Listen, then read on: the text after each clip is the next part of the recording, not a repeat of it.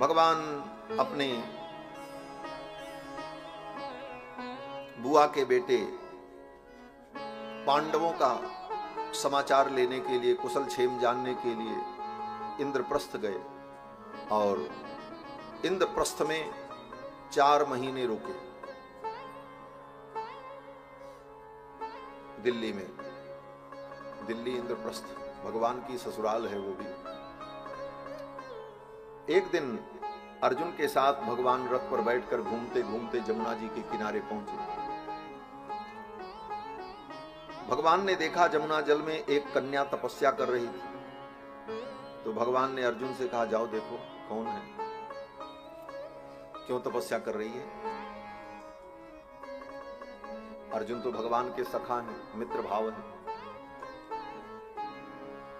अर्जुन गए और जाकर के पूछा, देवी आप किसके लिए तप कर रही हो। तो उस देवी ने कहा कि मैं भगवान विष्णु को पति रूप में चाहती हूं और मैं भगवान सूर्य की बेटी हूं। मेरा नाम कालिंदी है, मेरा नाम यमुना है। अर्जुन ने कहा, बस बस आपकी तपस्या पूरी हो गई। भगवान विष्णु इस समय धरती पर कृष्ण के रूप में अवतार लेकर के लीला कर रहे हैं और वो यहीं आए हैं। मैं अभी बुला के ले आता हूं। और दौड़े दौड़े अर्जुन आए, भगवान से कहा, चलिए। बोले कहां चलें। बोले एक देवी जी और प्रतीक्षा कर रही। अर्जुन लेकर के आए भगवान को जमुना के तट पर। जमुना महारानी अपने हाथ में कमल पुष्प की माला, नीले रंग के कमल की पुष्प की माला लेकर बाहर आई और भगवान गोविंद के गले में बरमाला डाल दी। इस विवाह के साक्षी अर्जुन बने। भगवान का चौथा विवाह हुआ। ये भगवान की चौथी पटरानी। 5वां विवाह भगवान का उज्जैन में हुआ। उज्जैन नगरी के राजा महाराज मित्रविंद, उनकी बेटी मित्रविंदा। मित्रविंदा का स्वयंवर हुआ। उस स्वयंवर में बड़े बड़े राजा आए, भगवान भी पहुंचे। भगवान को देख करके मित्रविंदा ने भगवान के गले में माला डाल दी। अन्य राजाओं ने विरोध किया, वो शिशुपाल, दुर्योधन, ये सब पहुंचे थे वहां। लेकिन भगवान के गले में माला पड़ गई तो सब बौखला गए। ये सब भगवान के जो विरोधी बने, दुर्योधन, शिशुपाल, दंतवक्र, विदुरथ, ये बड़े बड़े राजा, इनके विरोध का एक कारण यह भी था कि जहां भगवान जाए इनका ब्याह हो जाए, उनको कोई पूछे नहीं। ये भी एक लड़ाई का कारण था। संसार में लड़ाई के कारण क्या क्या होते हैं। बोले जर जोरू जमीन। जर माने स्त्री, जर माने धन, जोरू माने स्त्री और जमीन। धन की लड़ाई, जमीन की लड़ाई और स्त्री की लड़ाई, यही तो संसार में है, जर जोरू जमीन। हमारे अयोध्या में एक बनादास जी हुए, वो कहते हैं इन 3 जर के अलावा 5 जर और है, उससे भी बचो। तो कोई विग्रह नहीं, कोई लड़ाई नहीं हो। श्री बनादास जी कहते हैं, जांचब जाब जमात जर, जोरू जात जमीन, जतन 8 ये जहर सम बना दास तज। तो लड़ाई का कारण यह भी था, जहां भगवान जाएं कन्या भगवान का वर्ण कर ले। और पहले से एक घटना, सबसे पहले शुरुआत ही भगवान ने इतनी बढ़िया की थी कि शिशुपाल का ब्याह जिससे होने वाला था उसी का हरण कर लाए। और इसके बाद जले पर नमक, बोले जहां शिशुपाल जाए, जहां दुर्योधन जाए, वहां भगवान भी पहुंच जाए और भगवान का वर्ण हो जाए, कन्या पर बरमाला डाल दे। अब वो सब और भीतर भीतर भगवान से द्वेष करने लगे। ये सब कारण था। तो भगवान का विवाह उज्जैन की राजकुमारी मित्रविंदा के साथ हुआ। ये 5वीं पटरानी। 6वां विवाह भगवान का अयोध्या के राजा महाराज नग्नजित की बेटी सत्या के साथ। भगवान का एक विवाह हमारी अयोध्या में भी हुआ। उस समय अयोध्या के राजा महाराज नग्नजित थे, उन्होंने अपनी बेटी का स्वयंवर किया। वहां भी भगवान पहुंचे, लेकिन इस स्वयंवर में भगवान विवाह करने नहीं गए थे। सच्ची बात बता, ब्याह का कोई भगवान का विचार ही नहीं था। भगवान तो इसलिए गए थे कि चलो मेरी पुरानी नगरी है, मैंने वहां लीला की है, घूम के आते। अयोध्या दर्शन करने, अयोध्या घूमने ठाकुर जी पधारे थे। और सोचे इसी बहाने स्वयंवर भी देखेंगे क्या हो रहा है। स्वयंवर में प्रतिभाग करने की इच्छा नहीं थी, उसमें सम्मिलित होने की इच्छा नहीं थी, दर्शनार्थी बनकर के गए। जब पहुंचे महाराज तो महाराज नग्नजित ने बड़ा स्वागत किया। महल में जब पहुंचे उनका स्वागत सत्कार चल रहा था। भीतर से अंतापुर में बैठी हुई राजकुमारी सत्या ने जब भगवान को देखा तो मुग्ध हो गई, मोहित हो गई। अब क्या करें सत्या जी, वो सत्या जी। भगवान जब अपने विश्राम स्थल पर जाने लगे तो उसी कक्ष के बगल से भगवान जा रहे थे तो धीरे से सत्याजित ने दबी आवाज में कहा, हे द्वारिकाधीश, मुझे भी अपने चरणों की दासी बना दो। भगवान के कान में बात पड़ गई, अरे ये राजकुमारी भी मुझे चाहती है। तब भगवान ने कहा, अच्छा अब जब ये चाहती हैं तो फिर इनको भी ले चलें, क्या दिक्कत है। बरम विलोक्याभिमतम समागतम नरेंद्र कन्या चकमे रमापति। अपने अनुकूल कृष्ण को देखकर करो तो सत्या यदि में धृतो व्रत ही। सत्या जी ने कहा, अगर मैंने व्रत किया है, अनुष्ठान किया है, धर्म का पालन किया है तो मेरे धर्म का फल मुझे यही मिले कि धर्म स्वरूप जो भगवान हैं ये मुझे पति रूप में प्राप्त हो जाए। अब तो भगवान ने जब सुन लिया तो भगवान ने स्वयं जाकर के महाराज नग्नजित से कहा, भगवान ने कहा, राजन, क्षत्रिय को याचना नहीं करनी चाहिए, लेकिन आज मैं अपने धर्म को छोड़कर आपसे याचना करता हूं। नरेंद्र यांचा कविभिर विगर्हिता। क्षत्रिय अगर याचना करे तो इसकी निंदा होती। क्षत्रिय कभी याचना नहीं करता, वो तो रण करता। कहते नहीं कि याचना नहीं रण होगा, संग्राम महा भीषण होगा। तो क्षत्रियों का धर्म याचना नहीं। भगवान ने कहा, नरेंद्र यांचा कविभिर विगर्हिता राजन्य बंधोर निज धर्म वर्तिन तथापि याचे तव सौहृदेच्छया कन्याम त्वदीयाम नहीं शुल्क दावयम्। हे राजन, क्षत्रिय को याचना नहीं करनी चाहिए, परंतु आज मैं अपने धर्म को छोड़कर आपसे याचना करता। महाराज नग्नजित ने कहा, मैं आपको क्या देने लायक हूं। भगवान ने कहा, आप अपनी बेटी सत्या का मुझे दान कर दें। कन्या त्वदीयाम नहीं शुल्क दावयम्। अब तो महाराज बड़े प्रसन्न हुए। महाराज ने तो कभी सोचा भी नहीं था कि मेरी बेटी का ब्याह कृष्ण से हो सकता है। कहा, ये तो मेरा सौभाग्य होगा, लेकिन मेरी एक प्रतिज्ञा है। मेरी गौशाला में 7 बड़े बड़े सांड हैं, उन सांडों की नाक में जो डोरी लगा देगा उनको नाथ देगा, उनके साथ मैं अपनी बेटी का विवाह करूंगा। ये मेरी प्रतिज्ञा है। इस प्रतिज्ञा को अगर आप पूरा कर दें तो मेरी प्रतिज्ञा भी रह जाएगी और आपकी यांचा भी पूरी हो जाएगी। भगवान ने कहा, ठीक। भगवान गौशाला में गए और जाकर के 7 रूप धारण किया एक ही बार में। आत्मानम सप्तधा कृत्वा न्यगृहिणाल लीलयैव तान्। भगवान ने 7 रूप धारण कर लिया और एक ही बार में 7 सांड की नाक में नकेल लगा दी, डोरी लगा दी। महाराज नग्नजित बड़े प्रसन्न हुए और फिर अपनी बेटी सत्या का कन्यादान किया। फिर सत्या जी को लेकर के भगवान द्वारिका आए। ये भगवान की 6वीं पटरानी। 7वां विवाह भगवान का काश्मीर में हुआ। केकय देश के राजा, उनकी बेटी भद्रा का स्वयंवर था। उस स्वयंवर में भगवान पहुंचे। भद्रा ने भी भगवान का वर्ण कर लिया। वहां से भी भगवान भद्रा जी को लेकर के आए। इसके बाद ये भगवान का 7वां विवाह। 8वां विवाह भगवान का मद्र देश में हुआ, मद्रास में। मद्र देश के राजा ने अपनी बेटी लक्ष्मणा का स्वयंवर किया। वहां भी भगवान पहुंचे। वहां लक्ष्मणा ने भगवान का वर्ण कर लिया। वहां भी ये सब पहुंचे थे, दुर्योधन इत्यादि।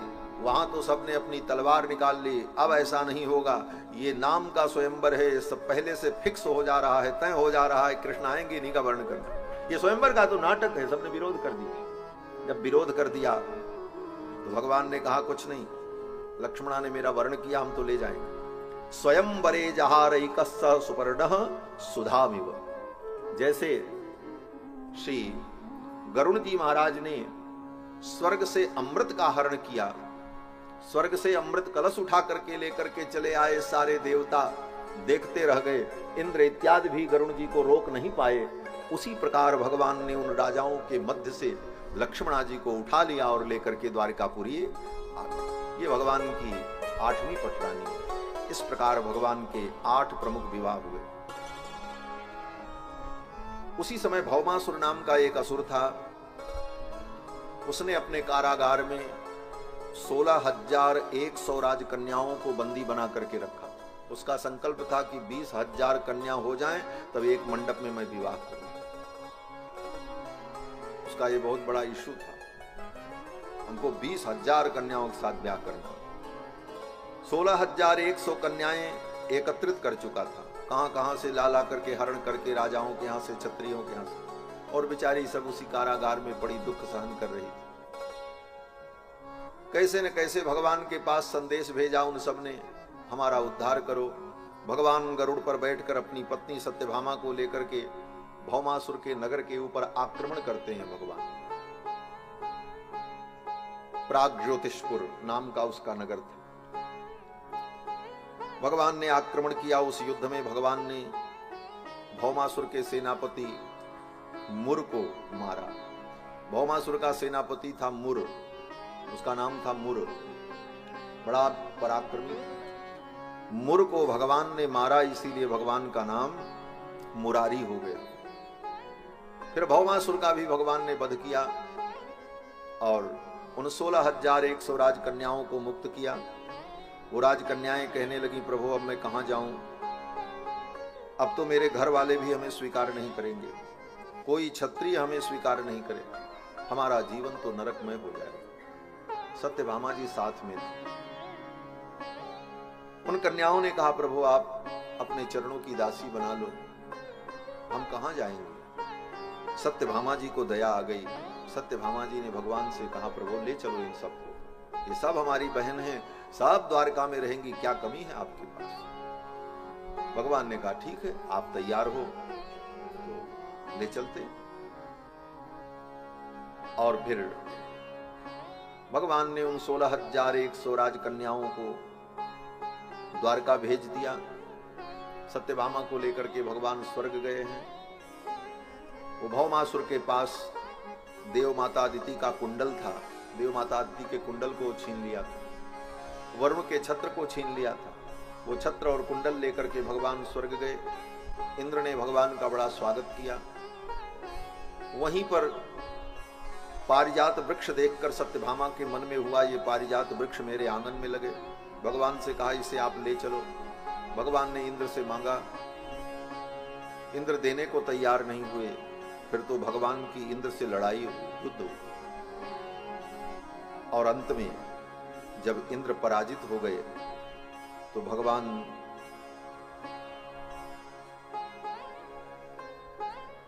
पारिजात वृक्ष लेकर के आए, सत्यभामा के आंगन में लगा दिया। और फिर उन 16,100 राजकन्याओं को जिनको द्वारका भेज दिया था, उनके साथ भगवान का पाणी ग्रहण हुआ, विवाह हुआ।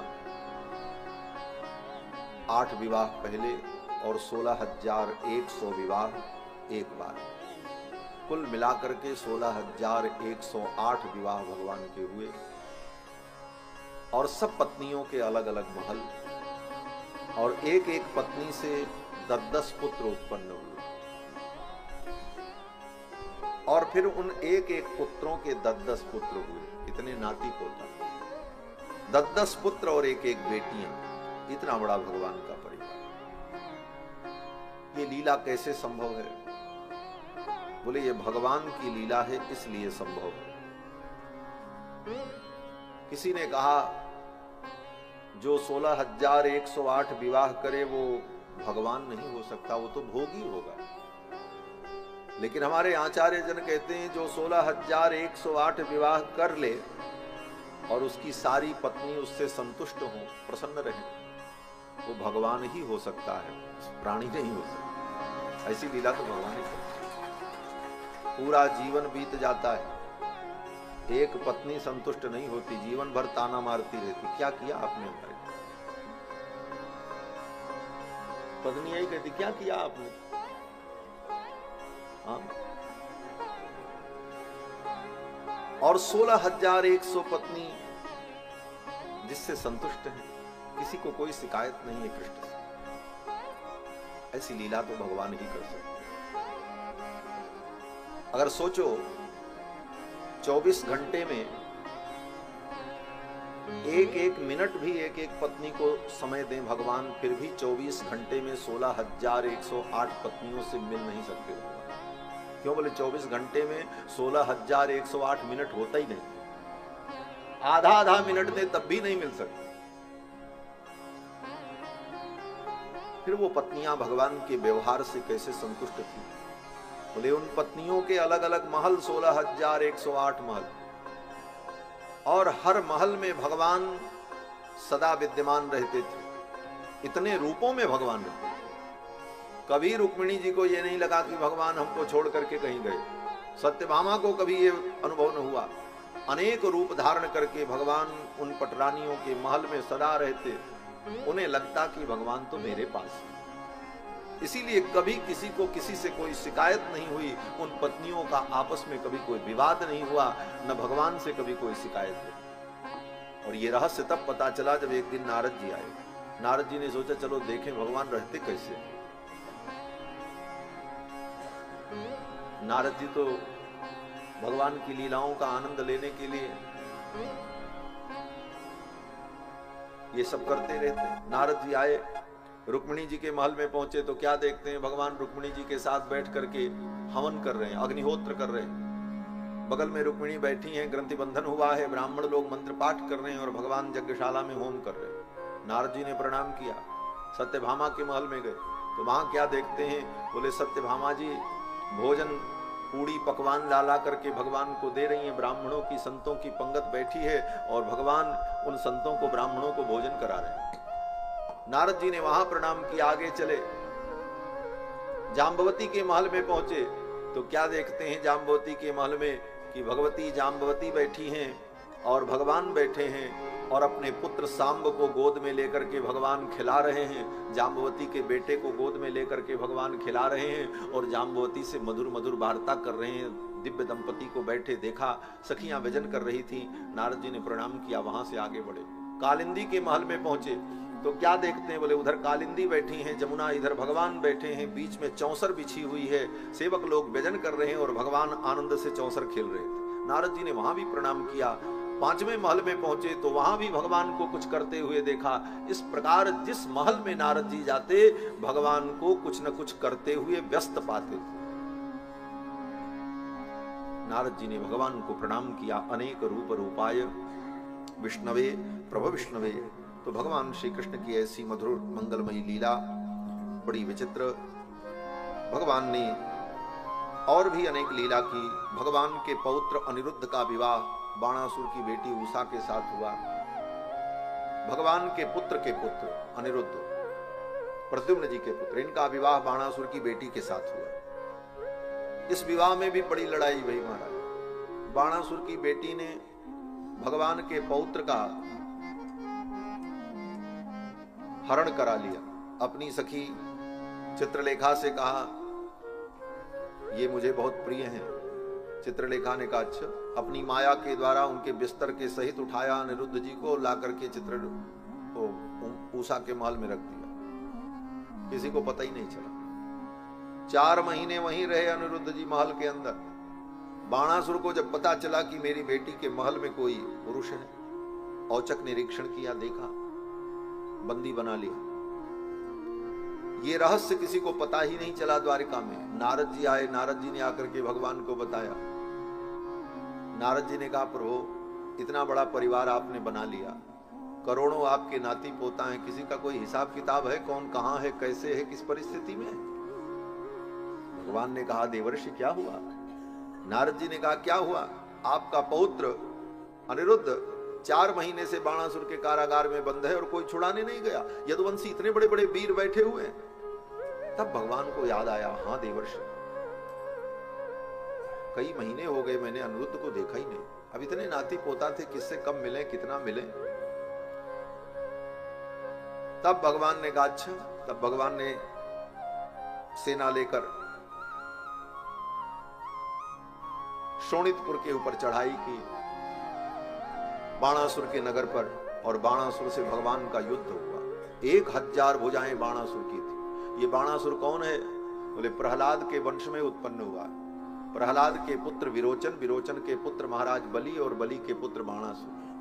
वही राजा बलि जिनके यहां भगवान 3 पग पृथ्वी याचना कर रहे। ये भले असुरों का वंश है, लेकिन इस वंश में भगवान के परम भक्त सब हुए महाराज। प्रहलाद जी भगवान के परम, प्रहलाद के पुत्र विरोचन भगवान के परम भक्त, राजा बलि परम भक्त जिनके दरवाजे पर भगवान 3 पग पृथ्वी मांगते, और बलि के पुत्र बाणासुर। ये असुर कुल है, लेकिन सब भगवान के परम भक्त हुए। बाणासुर तो भगवान शंकर का इतना बड़ा भक्त कि भगवान शंकर ने प्रसन्न होकर के बाणासुर को वचन दे दिया था, मैं तुम्हारे जीवन की सदा रक्षा करूंगा। आज जब भगवान ने आक्रमण किया बाणासुर के यहां अपने पौत्र को छुड़ाने के लिए, भयंकर युद्ध हुआ। उस युद्ध में बाणासुर की भुजाओं को भगवान अपनी तलवार से काटने लगे। 1000 भुजाएं थी। चिच्छेद भगवान बाहून शाखायु वनस्पते। ये बाणासुर साधारण नहीं था महाराज, बड़ा पराक्रमी था, सतयुग का था महाराज, आज का नहीं था। रावण एक बार बाणासुर से युद्ध करने गया। रावण को भी बड़ी इच्छा रहती थी कि मैं भी अपनी भुजाओं की खुजली मिटाऊं। रावण पहुंचा बाणासुर के पास, बोला मैं तुमसे युद्ध करना चाहता हूं। बाणासुर उस समय भगवान शंकर की पूजा करने बैठे थे। जब बाणासुर शंकर जी की पूजा करने बैठते थे तो अपने परदादा जी के कान का कुंडल, परदादा जी के कान का कुंडल अपने कानों में पहनकर पूजा करते थे, और पूजा करने के बाद उन कुंडलों को उतार करके रख देते, क्योंकि बहुत देर तक उन कुंडलों को पहनने की क्षमता नहीं थी, कान दर्द करने लग जाए। तो पूजा करने के लिए बाणासुर जब बैठा, रावण पहुंचा तो बाणासुर ने कहा युद्ध मैं करूंगा लेकिन पूजा कर लो, एक काम करो। रावण ने कहा क्या? बाणासुर ने कहा वो मेरे परदादा जी का कुंडल जो रखा हुआ उठा करके लाओ, मुझे दे दो, मैं पूजा कर लूं, फिर उसके बाद मैं युद्ध करूं। रावण गया, 1 हाथ लगाया, 2 हाथ लगाया, 3 हाथ, 20 भुजा लगा करके उस कुंडल को उठाने का प्रयास किया, उस कुंडल को उठा नहीं पाया। हिरण्यकश्यपु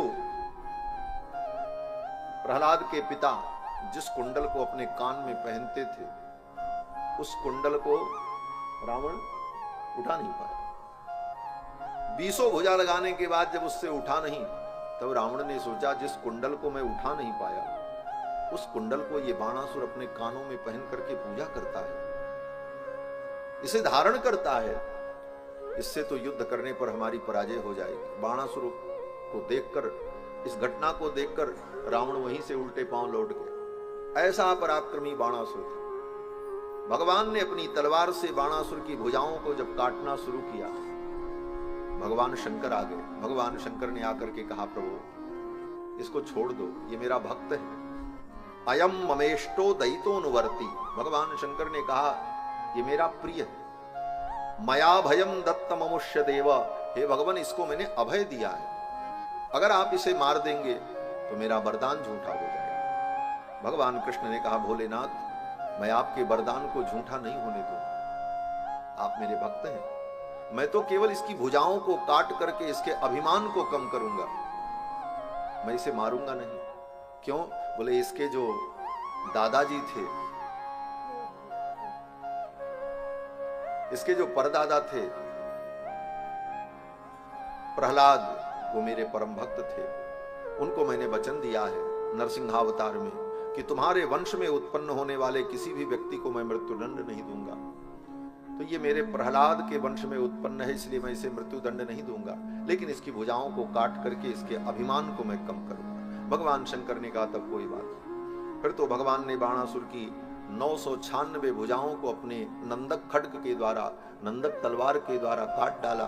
बाणासुर का अभिमान नष्ट हो गया। फिर तो बाणासुर ने अपनी बेटी उषा का कन्यादान कर दिया। अनिरुद्ध को और उषा को लेकर के भगवान द्वारिकापुरी आए। द्वारिकापुरी में भगवान ने कुएं में पड़े हुए एक कृकलास का उद्धार किया।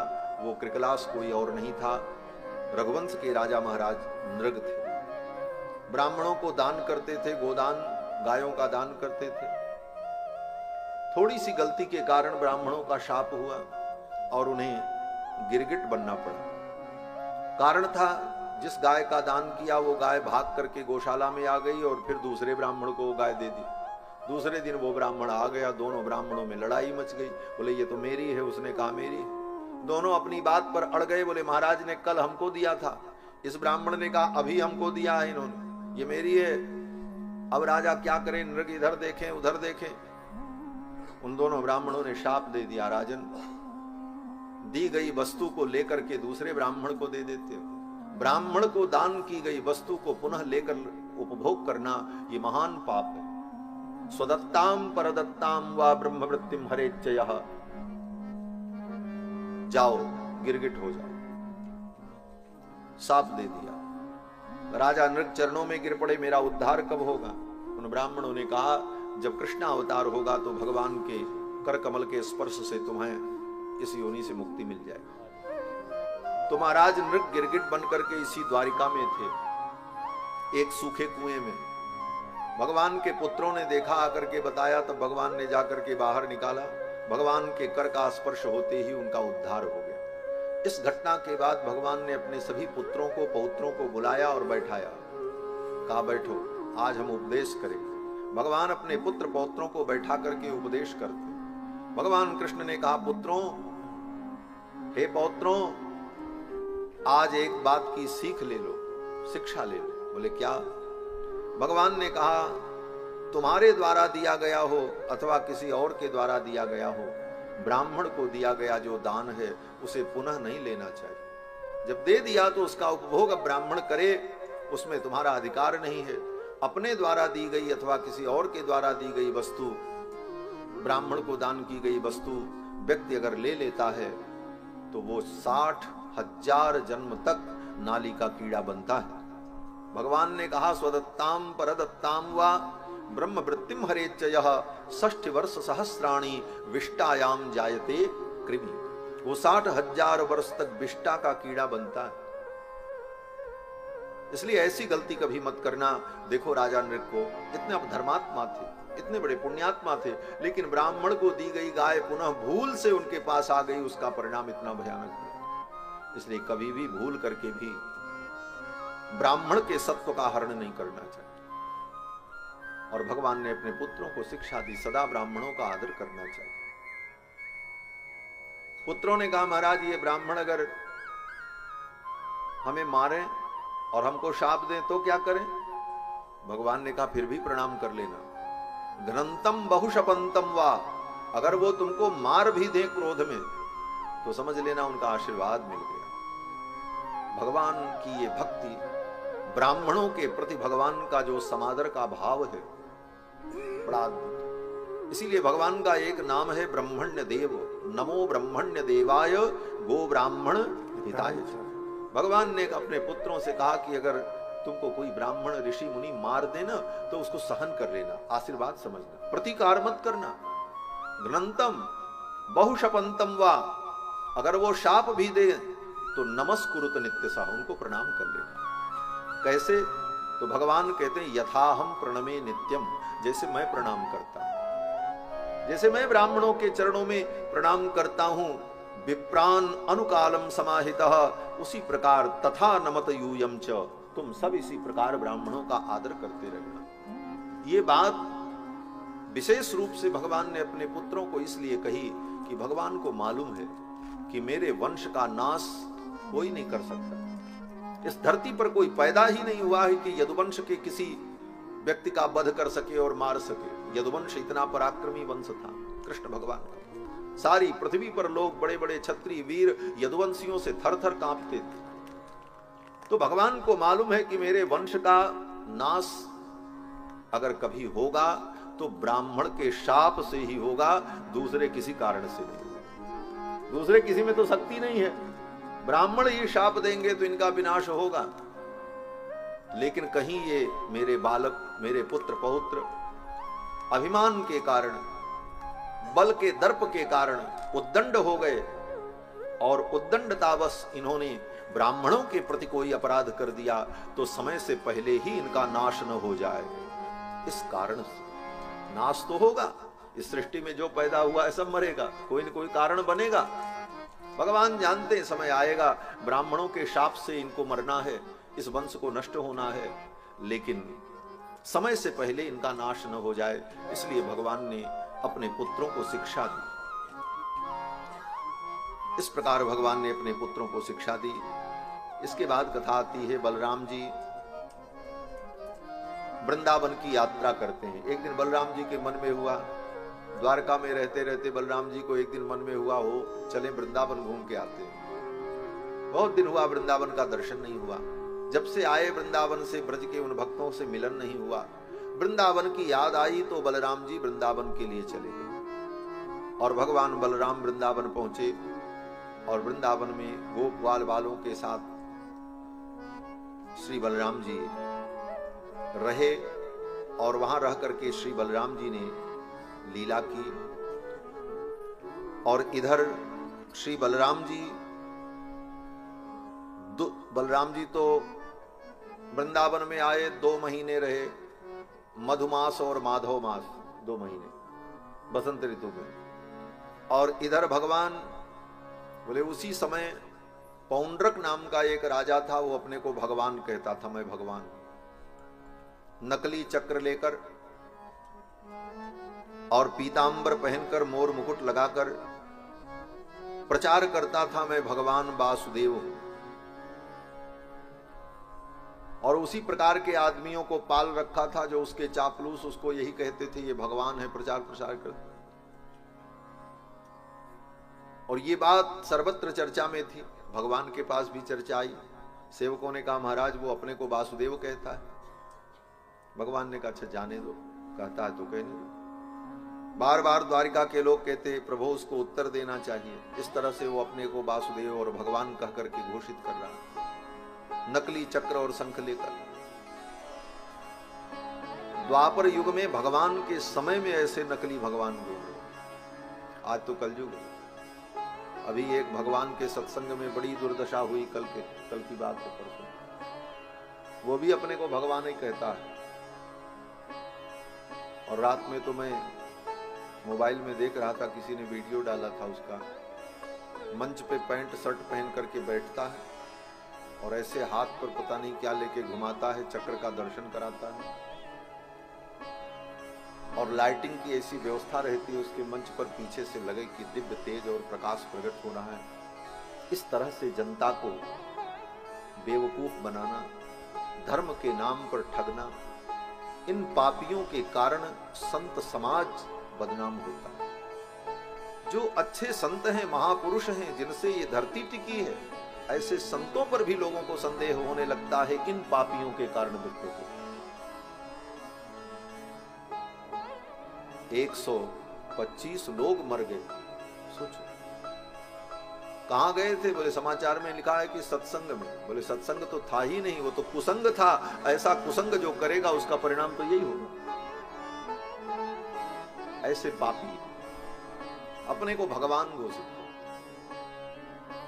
वो पौंड्रक भी अपने को भगवान कहता था। एक दिन तो उसने पत्र लिख दिया, पौंड्रक का संदेश आया द्वारिका में, हे वासुदेव तुम भगवान नहीं हो, असली भगवान तो मैं हूं, इसलिए ये चक्र धारण करना छोड़ दो। उसने पत्र में यही लिखा, दूत वाक्येन मामाह तान्यस्त्रान उत्सृजामिति। दूत ने आकर के कहा था तो भगवान चल पड़े। भगवान ने कहा इसको तो दंड देना ही पड़ेगा। भगवान पहुंचे पौंड्रक के यहां। कारुष देश का वो राजा था, काशी के बगल में बनारस के आगे उसका राज्य था। भगवान रथ पर बैठ करके पहुंचे युद्ध करने के लिए। काशी नरेश भी उसके पक्ष से युद्ध करने के लिए आए। काशी नरेश उसके मित्र थे। भगवान पहुंचे तो भगवान ने कहा, पौंड्रक तुमने सूचना भेजी थी दूत के द्वारा, दूत वाक्येन मामाह, दूत के द्वारा तुमने कहलवाया कि इस सुदर्शन चक्र को धारण करना छोड़ दो, तुम भगवान नहीं हो, मैं भगवान हूं। तो पौंड्रक, अगर तुम भगवान हो तो लो संभालो इस सुदर्शन चक्र को, मैं छोड़ रहा हूं। ऐसा कह करके भगवान ने अपने चक्र को जब छोड़ा, अब वो नकली चक्र लेकर के खेल रहा था, उससे क्या होने वाला। भगवान का सुदर्शन चक्र जब चला तो स्फुरत सहस्रार शिखाति तीव्रम सुदर्शनम भास्कर कोटि तुल्यम, करोड़ों करोड़ों सूर्य के समान तेज जिस सुदर्शन चक्र में, उस सुदर्शन चक्र के सामने कौन टिक पाएगा। भगवान के सुदर्शन चक्र ने पौंड्रक का सिर काट दिया। काशी नरेश युद्ध करने के लिए आए, काशी नरेश को भी भगवान ने मार दिया। काशी नरेश का सिर उठा करके काशी में फेंक दिया। काशी नरेश के पुत्रों ने अपने बाप का सिर देखा तो सब सिर लेकर के रोने लगे। काशी के तांत्रिक पंडितों को बुला करके यज्ञ कराया कि ऐसा यज्ञ करो, तंत्र यज्ञ, जिससे कृत्या प्रकट हो और वो कृत्या कृष्ण को मार दे, क्योंकि कृष्ण ने मेरे पिता को मारा। ब्राह्मणों ने यज्ञ किया, उन तांत्रिकों ने, कृत्या प्रकट हुई और वो कृत्या भगवान को मारने के लिए चली। लेकिन भगवान के पास वो पहुंचती उसके पहले भगवान का सुदर्शन चक्र प्रकट हो गया और सुदर्शन चक्र ने उस कृत्या को भस्म कर दिया। उसके बाद भगवान का सुदर्शन चक्र रुका नहीं, काशी की ओर चल पड़ा। जहां से वो कृत्या आई थी उसी दिशा में सुदर्शन चक्र चल पड़े और पहुंचे काशी, और काशी पहुंच करके भगवान के सुदर्शन चक्र ने संपूर्ण काशी को दग्ध कर दिया, जला दिया। ये भगवान का प्रताप। दग्ध्वा वाराणसीम सर्वम, संपूर्ण वाराणसी को दग्ध कर दिया भगवान के सुदर्शन चक्र ने। विष्णोश्चक्रम सुदर्शनम, और फिर इस प्रकार भगवान ने काशी नरेश का उद्धार किया। आगे कथा आती है, बलराम जी ने द्विविध नाम के बानर का वध किया। दुर्योधन की बेटी लक्ष्मणा का स्वयंवर हुआ। उस स्वयंवर में भगवान के पुत्र सांब पहुंच गए। सांब का वर्ण कर लिया दुर्योधन की बेटी ने। दुर्योधन ने विरोध किया कृष्ण के पुत्र के साथ, मैं अपनी बेटी का विवाह नहीं करूंगा। बंदी बना लिया सांब को। भगवान को पता चला, नारद जी ने आकर के बताया। फिर तो भगवान गए, भगवान ने बलराम जी को भेजा। बलराम जी गए और बलराम जी ने जाकर के संदेश भेजा दुर्योधन के पास, मेरे भतीजे को और मेरी बहू को चुपचाप विदा कर दो। ये संदेश जब बलराम जी ने भेजा दुर्योधन के पास, तो दुर्योधन अपनी सभा में बैठा था। संदेश सुनकर के उसने कहा, ये यदुवंशी जो हम कौरव वंशियों के सामने जमीन में बैठते थे, आज इनको राजा बनने का और श्रेष्ठ क्षत्रिय होने का जो अधिकार मिला है, हमारे कौरव वंश के कारण मिला है। आज ये जूतियां सिर चढ़ करके बोलने लगी। ऐसे ही कहा दुर्योधन, आज ये जूतियां सिर चढ़ करके बोलने लगी। अब आकर के दूत ने बलराम जी को ऐसे ही बताया। दूत ने कहा, महाराज दुर्योधन ने तो ऐसे कहा। आप तो बलराम जी को क्रोध आ गया। उपानः किल वयम स्वयं तु कुरवस्त्रियः शिरः। बलराम जी ने कहा, अगर हम यदुवंशी उपानः हैं, जूतियां हैं, तो अब ये जूतियां कौरवों के सिर पर ही पड़े। बलराम जी को भी रोष आ। बलराम जी ने कहा, चलो, अहो ऐश्वर्यमत्तानां मत्तानामिव मानिनां असंबद्धा गिरो रुक्षा कः सहेतानुशासिता। ऐसे असंबद्ध, अनैतिक और अमर्यादित शब्दों को कौन सहन करेगा। बलराम जी ने अपना हल उठाया और हस्तिनापुर के एक कोने में अपने हल को लगाया। हल बलराम जी का अस्त्र है। अपने हल को हस्तिनापुर के एक कोने में लगाया और बलराम जी ने कहा, आज पूरी हस्तिनापुरी को खोद करके गंगा में फेंक दे। आज हस्तिनापुर का अस्तित्व समाप्त हो जाए। बलराम जी संकर्षण हैं, शेषावतार हैं, सारे ब्रह्मांड को अपने फण पर धारण करने वाले फणी हैं। अब तो जब क्रोध आया बलराम जी को, गृहीत्वा हलमुत्तस्थौ दहन्निव जगत्त्रयम् लांगलाग्रेण नगरम उद्विदार्य गजावयम विचकर्ष च गंगायां प्रहरिष्यन्नमर्षितः। आज पूरे हस्तिनापुर को खींच करके गंगा में फेंक दो। हल्का अग्रभाग लगा करके जब बलराम जी ने खींचा, पूरी हस्तिनापुर में भूकंप आ गया, बड़े बड़े शिखर टूट टूट करके धड़ाम धड़ाम गिरने लगे। आप तो सब घर से निकल करके भागे, बोले क्या हुआ? लोगों ने बताया बलराम जी कुपित हो गए। दुर्योधन जान गया शंकरषण जी के क्रोध को कोई शांत नहीं कर सकता। दौड़ा दौड़ा आया, आकर के चरणों में गिर पड़ा, त्राहिमाम त्राहिमाम। आकर के दुर्योधन ने कहा कि राम रामाखिलाधार प्रभावम न विदामते। हे राम, हे राम, अखिलाधार, संपूर्ण ब्रह्मांड के आप आधार हो, आपके प्रभाव को मैं जान नहीं पाया, आप हमें क्षमा करो। जब दुर्योधन ने क्षमा मांगी तो बलराम जी प्रसन्न हो गए, बोले जाओ क्षमा करते हैं, लेकिन चुपचाप मेरे भतीजे को और बहू को विदा कर दो। दुर्योधन ने कहा ठीक। अपनी बेटी लक्ष्मणा को भगवान के पुत्र सांब के साथ विवाह करके विदा कर दिया। दुर्योधन भगवान का सगा समधी है, लेकिन भगवान ने महाभारत युद्ध में अपने समधी का पक्ष नहीं लिया, अपितु अपने बुआ के बेटों का पक्ष।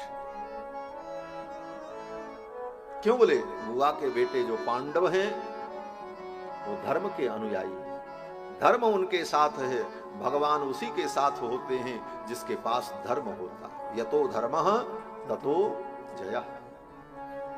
और भगवान सदा धर्म के ही पक्ष में रहते हैं। और बहुत सारी कथाएं हैं। भगवान ने द्वारकापुरी में रहकर सुदामा भक्त पर कृपा की। सुदामा जी की कथा बड़ी प्रसिद्ध है। सुदामा नाम के ब्राह्मण भगवान के सखा थे। उनकी पत्नी ने बार बार प्रेरणा की, बोले जाओ द्वारिकाधीश के पास, वो कृपा करेंगे, हमारी दरिद्रता दूर हो जाएगी। पत्नी के कहने पर सुदामा जी महाराज द्वारिका आए, 4 मुट्ठी चावल लेकर के आए। और सुदामा जी जब आए तो भगवान को पता चला। भगवान अपने महल से निकल करके दौड़ पड़े, जाकर के सुदामा जी को प्रणाम किया, आदर पूर्वक लेकर के आए और अपने पलंग पर सुदामा जी को भगवान ने बैठाया और अपने हाथों से सुदामा जी के चरण को भगवान ने धोया। इस दृश्य को देखकर रुक्मिणी जी के मन में थोड़ा दुख हुआ, अटपटा सा लगा। दुख का मतलब अच्छा नहीं लगा। दुख तो नहीं हुआ, लेकिन अच्छा नहीं लगा। क्यों? बोले कहां से इस मैले कुचैले गंदे व्यक्ति को, पांव में चप्पल जूता भी नहीं, कपड़े भी गंदे, इस दीनहीन मलिन को ला करके मेरे बिस्तर पर बैठा दिया। सुदामा जी को भगवान ने अपने निज महल में अपने पर्यंक पर सुदामा जी को बैठाया, इतना आदर दिया। स्वयं जमीन में बैठे। रुक्मिणी जी नाक सिकोड़ने लगी, ये कहां से आ गया? इसने कौन सा पुण्य किया था? किमनेन कृतम पुण्यम अवधूतेन भिक्षुणा। इस भिखारी ने, इस अवधूत ने कौन सा पुण्य किया था कि श्रियाहीनेन लोकेस्मिन् गर्हितेन धमेन च। तीनों लोक के स्वामी योसौ त्रिलोक गुरुणा, तीनों लोक के स्वामी इसका चरण धो रहे। ये सब बात रुक्मिणी जी के मन में आई। रुक्मिणी जी थोड़ा नाक सिकोड़ने लगी। भगवान समझ गए। भगवान ने रुक्मिणी की ओर देखा और इशारे इशारे में रुक्मिणी जी को समझा दिया। क्या समझाया? कहते हैं ना, इशारों को अगर समझो तो राज को राज रहने दो। भगवान ने इशारे में ही रुक्मिणी जी को साफ समझा दिया। क्या समझाया? बोले भगवान ने इशारे में कहा, रुक्मिणी आज तू द्वारिका की पटरानी है और तुझे द्वारिका की पटरानी होने का बड़ा गर्व है, लेकिन तू पटरानी कैसे बनी है ये भूल गई। एक ब्राह्मण ही तेरा पत्र और संदेश लेकर मेरे पास आया था। अगर तेरे भाई को पता चल जाता तो उस ब्राह्मण के टुकड़े टुकड़े हो जाते, लेकिन उसने अपनी जान की बाजी लगा करके तुम्हारा पत्र मुझ तक पहुंचाया। उस ब्राह्मण की कृपा थी, जिसका परिणाम तू आज द्वारिका की पटरानी है, नहीं तो नौकरानी भी नहीं बन सकती। और आज एक ब्राह्मण का मैं समादर कर रहा हूं तो तुझे अच्छा नहीं लग रहा। रुक्मिणी जी समझ गई। फिर तो रुक्मिणी जी स्वयं दौड़ करके सारी वस्तु ला करके देने लगी। भगवान ने सुदामा जी का पूजन किया। पूजन संपन्न हुआ तो भगवान ने सुदामा जी से पूछा, भैया गुरुकुल से पढ़ने के बाद जब आप घर गए तो आपका ब्याह हुआ? सुदामा जी ने कहा, हाँ कृष्ण, ब्याह हुआ, मेरी पत्नी बड़ी अच्छी है। भगवान ने यही पूछा, समावृत्तेन धर्मज्ञो भार्योढ़ा सदृशी नवा,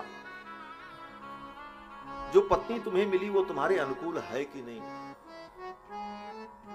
सुदामा जी ने कहा, बहुत अच्छी है, मेरी पत्नी बहुत अच्छी है, मैं उसकी क्या बड़ाई करूं, उससे अच्छी तो कोई हो नहीं सकती। अब सुदामा जी जब बार बार ऐसी बात कहने लगे तो महल में जो दास दासी इधर उधर खड़े थे सब अपने मुंह पर हाथ रख करके हंसने लगे।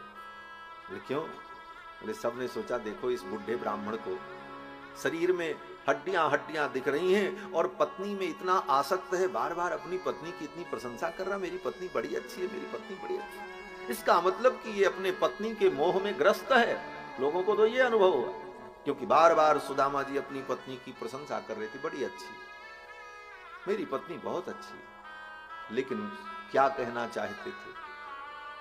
जब तक लोग सोचते समझते तब तक सुदामा जी ने स्पष्ट कर दिया। सुदामा जी ने कहा, कृष्ण मेरी पत्नी बहुत अच्छी है, मैं तो अभागा हूं, मैं जीवन में कभी आपके चरणों में ना आ पाता, लेकिन मेरी पत्नी इतनी अच्छी है कि उसने ही बार बार मुझे प्रेरित करके आपके चरणों में दिया, इसलिए वो अच्छी है।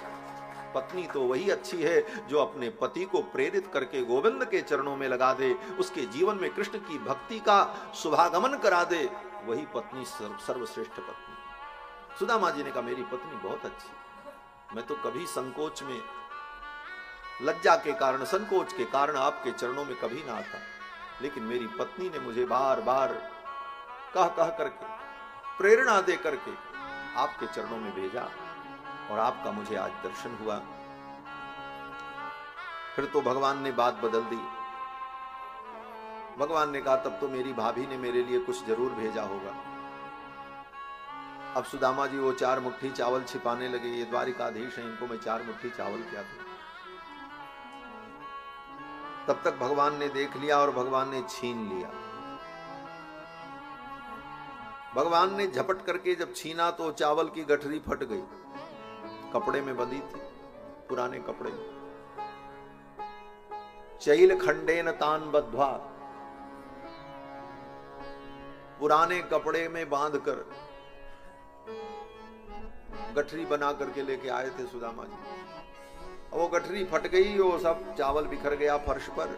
भगवान उसी चावल पर टूट पड़े जैसे जन्म जन्मांतर की भूख लगी, और उस चावल को भगवान ने अपने हाथों से ऐसे बटोर करके ढेरी लगाई और चावल में से एक मुट्ठी चावल उठाया और भगवान ने अपने मुख में रखा और उन कच्चे चावलों को चबा चबा करके भगवान खाने लगे। भगवान ने कहा, किम उपायनमानीतम ब्रह्मन् में भवता गृहात्, आप अपने घर से मेरे लिए क्या लेकर के आए? पहले तो भगवान ने यही पूछा था। सुदामा जी छिपाने लगे संकोच में, तो भगवान ने कहा, मित्र संकोच मत करो, पत्रम पुष्पम फलम तोयम यो मे भक्त्या प्रयक्षति, पत्र पुष्प फल भक्ति से अगर कोई मुझे अर्पित करे तो तदहम भक्त उपहृतम मश्नामि प्रयतात्मनः, भक्ति से अगर वो समर्पित करे तो मैं उसे ग्रहण करता हूं। और भगवान वो चावल उठा करके कच्चे चावल खाने लगे। इति मुष्टिम सकृत जग्ध्वा द्वितीयाम जग्दुमादधे, एक मुट्ठी चावल भगवान ने खाया, दूसरी मुट्ठी खाने चले, तब तक रुक्मिणी जी ने हाथ पकड़ लिया। रुक्मिणी जी ने कहा बस। बोले क्यों? रुक्मिणी जी ने कहा, ये ब्राह्मण के घर से आया हुआ आशीर्वाद है, प्रसाद है। एक मुट्ठी तो आपने खा लिया, अब ये 3 मुट्ठी जो बचा इसे छोड़ दो। आपके पीछे 16,108 पत्नियां हैं, हम लोगों को भी एक एक चावल तो कम से कम मिल जाए। इस भाव से रुक्मिणी जी ने हाथ पकड़ लिया और फिर उन चावलों को अपने आंचल में लिया और रुक्मिणी जी ने भगवान की सभी पत्नियों को एक एक कण प्रसाद के रूप में दिया। सुदामा जी के लाए हुए उस चावल को भगवान ने और भगवान की रानियों ने ग्रहण किया। और परमात्मा संतुष्ट हो जाए तो पूरा ब्रह्मांड संतुष्ट हो जाए। सुदामा जी की सेवा से भगवान संतुष्ट हो गए और सुदामा जी के ऊपर भगवान पहले से ही प्रसन्न है। कुछ करना तो था नहीं। बड़ा आदर किया, खूब सम्मान किया, भोजन कराया। और दूसरे दिन सुदामा जी जब जाने लगे तो आदर पूर्वक भगवान ने सुदामा जी को विदा कर दिया। जब सुदामा जी जाने लगे तो भगवान ने सुदामा जी को एक फूटी कौड़ी भी नहीं दी, एक गमछा भी नहीं दिया महाराज की पहनने के लिए दे दें। जो धोती पहन करके सुदामा जी आए थे, धोती फटी सी लटी दुपटी, वही धोती पहन करके सुदामा जी। ये भी नहीं कि द्वारिकाधीश 2-4 जोड़ी धोती दे।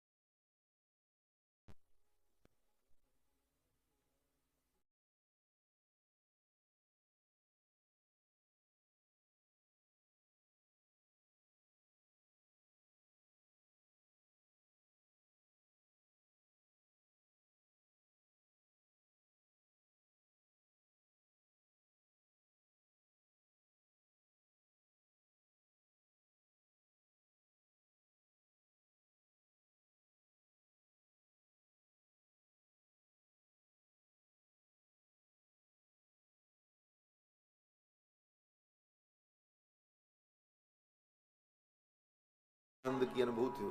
एक बार तो इसी चक्कर में सबकी गाड़ी छूट गई थी। हाँ, यही लग रहा है, लेकिन ऐसा नहीं होगा। सुदामा जी पर भगवान ने कृपा की। प्रत्यक्ष सुदामा जी को भगवान ने कुछ नहीं दिया, लेकिन सुदामा जी अपने घर पहुंचे तो उनको सब कुछ वैभव मिल गया। भगवान की लीला यही है।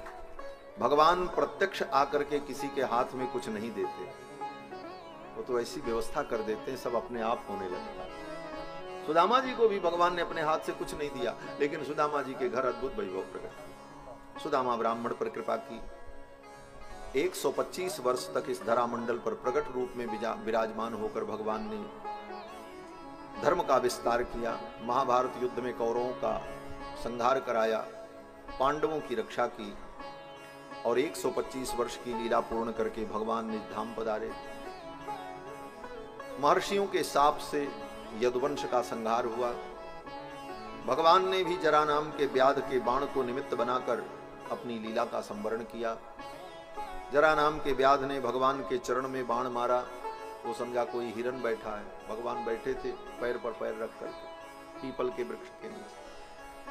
वो बाण आकर के लगा, उसी बाण को निमित्त बना करके भगवान ने अपनी ज्योति को अंतर्हित कर दिया। भगवान का जो रथ था, गरुड़ ध्वज रथ, सारथी घोड़े, वो सब अचानक आकाश में उड़ गए। भगवान ने अपनी लीला का संवरण कर लिया। द्वारिकापुरी समुद्र में डूब गई। बलराम जी शेष रूप धारण करके पाताल लोक को चले गए। इस प्रकार भगवान ने अपनी लीला का संवरण किया है। 125 वर्ष तक भगवान ने ये सब लीलाएं की। ये सब कथा सुखदेव जी ने राजा परीक्षित को सुनाया और अंत में सुखदेव जी ने कहा, राजन तुम भगवान का चिंतन करो। उद्धव का भगवान का जो संवाद है, अपनी लीला संवरण के पहले भगवान ने उद्धव जी को ज्ञान का, भक्ति का जो उपदेश किया, वो सब प्रसंग सुखदेव जी ने सुनाया है। अंत में सुखदेव जी ने कहा, राजन अब तुम ये सोचो कि तुम शरीर नहीं हो, तुम आत्मा हो। तुम मरोगे, ये पशु बुद्धि का त्याग करो। तुम तो राजन मरिष्येति पशु बुद्धि मिमाम जय। और अब मैं जा रहा हूं, तुम भगवान का स्मरण करो। सुखदेव जी उठ करके चल पड़े। राजा परीक्षित ने उनके चरणों में प्रणाम निवेदन किया। सुखदेव जी के चले जाने के बाद राजा परीक्षित बैठे थे। तक्षक नाग आया और तक्षक नाग ने ज्यों ही अपना मुख राजा परीक्षित के शरीर में लगाया, उनका शरीर भस्म हो गया, राख की ढेरी बन गई। गंगा के तट पर बैठे थे, गंगा की एक लहर आई और सब लेकर के चली। महाराज परीक्षित को मोक्ष की प्राप्ति हुई। ये सब कथा सूत जी महाराज ने शौनकादि मुनियों को सुनाई है।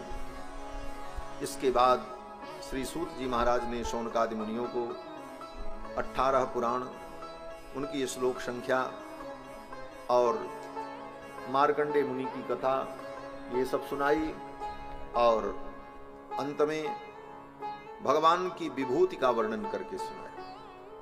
भगवान की विभूति वही है जो प्रारंभ में सुखदेव जी ने राजा परीक्षित को सुनाया था। भगवान की जो हंसी है वही माया है, सूर्य नेत्र हैं, चंद्रमा मन है। इस प्रकार से जो भगवान की विभूति है, उस विभूति का वर्णन सूत जी ने शौनकादि मुनियों को सुनाया। और फिर अंत में श्री सूत जी महाराज ने शौनकादि मुनियों से कहा, हे मुनियों, ये आख्यान जो मैंने सुनाया, ये ज्ञान भगवान ने ब्रह्मा को दिया था, ब्रह्मा ने नारद जी को, नारद जी ने व्यास जी को, व्यास जी ने सुखदेव जी को, सुखदेव जी से हमें प्राप्त हुआ और आज हमने आपको सुनाया। भगवान के चरणों में भक्ति हो, यही समस्त शास्त्रों का सार है। जिन भगवान के चरणों में ब्रह्मादिक देवता नमन करते हैं, यम ब्रह्मा वरुणेन्द्र रुद्र मरुतः स्तुन्वन्ति दिव्यैस्तवैः वेदैः सांग पदक क्रमोपनिषदैर् गायन्ति यम सामगाः ध्याना अवस्थित तद्गतेन मनसा पश्यन्ति यम योगिनो यस्यांतम न विदुस्सुरासुरगणाः देवाय तस्मै नमः। देवता वेद शास्त्र भी जिनका अंत नहीं पाते, ऐसे भगवान के चरणों में मैं प्रणाम करता हूं। सूत जी कहते हैं कि ये भागवत पुराण समस्त वेद वेदांत का सार है। 18 पुराणों में ये पुराण उसी प्रकार श्रेष्ठ है जैसे नदियों में गंगा श्रेष्ठ है। जैसे भगवान के भक्तों में भगवान शिव श्रेष्ठ हैं, उसी प्रकार 18 पुराण में ये भागवत सर्वश्रेष्ठ पुराण है। और ये कहते हुए सूत जी कहते हैं कि भगवान से यही प्रार्थना करो कि हे प्रभु, आपके चरणों की भक्ति मिले। कहीं भी हमारा जन्म हो, लेकिन आपके चरणों की भक्ति बनी रहे। भवे भवे यथा भक्ति पादयोस्तव जायते तथा कुरुस्व देवेश नाथस्त्वन्नो यतः। नाम संकीर्तनम यस्य सर्व पाप प्रणाशनम। जिन भगवान का नाम संकीर्तन समस्त पापों का नाश करता है, जिनको प्रणाम करने पर सारे दुख समाप्त हो जाते हैं, ऐसे हरि को हम प्रणाम करते हैं। ये कह करके सूत जी ने अपनी वाणी को विराम दिया है। यहीं पर कथा विराम लेती है। भागवत के अंतिम 2 श्लोकों का उच्चारण करके हम लोग भी कथा को विराम देंगे। आप लोग सावधान होकर के सीधे होकर के बैठ जाएं और जो हम बोलें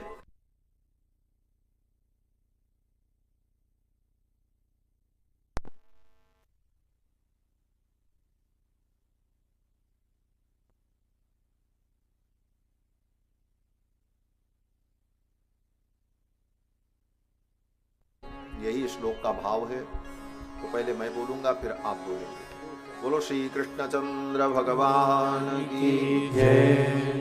भवे भवे यथा भक्ति, भवे भवे यथा भक्ति, पादयोस्तव जायते, पादयोस्तव जायते, तथा कुरुस्व देवेश, तथा कुरुस्व देवेश, नाथस्त्वन्नो यत प्रभो, नाथस्तन्नो यत प्रभु। नाम संकीर्तनम यस्य, नाम संकीर्तनम यस्य, सर्व पाप प्रणाशनम, सर्व पाप प्रणाशनम, प्रणामो दुःख समनः, प्रणामो दुःख समनः। तं नमामि हरिं परं, तं नमामि हरिं परं। हरये नमः, हरये नमः, हरये नमः, हरये नमः।